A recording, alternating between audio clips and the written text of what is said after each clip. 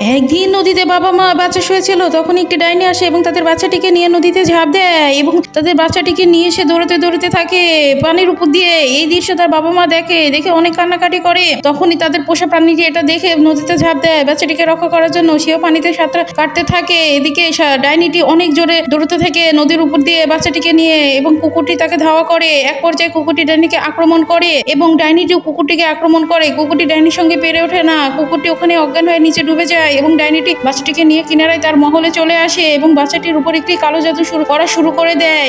এদিকে কুকুরটিও অনেক কষ্ট করে কিনারায় আসে এবং সে খুঁজতে খুঁজতে একটি শঙ্খ খুঁজে পায়। আসলে এই ভালো কুকুরটির জন্য চ্যানেলটি সাবস্ক্রাইব এবং ভিডিওটি লাইক কেউ করবে না। তখন কুকুরটি শঙ্খটি নিয়ে ডাইনিটির মহলে চলে আসে এবং ডাইনিটিকে আক্রমণ করে। ডাইনিটি আর উঠতে পারে না। তখন কুকুরটি বাচ্চাটিকে তার কাঁধে নিয়ে ডাইনির মহল থেকে দৌড়াতে দৌড়াতে বের হয়ে আসে এবং ডাইনিটিও তাদের পিছু নেয়, কিন্তু ডাইনিটি তাদের ধরতে পারে না। কুকুরটি মহল থেকে একবারে নদীতে চলে আসে বাচ্চাটিকে নিয়ে। ডাইনিটি তখন একটি বই নিয়ে কালো জাদু করা শুরু করে।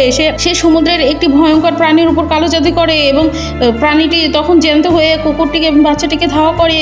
কুকুরও প্রাণী চেষ্টা করে বাচ্চাটিকে রক্ষা করার জন্য।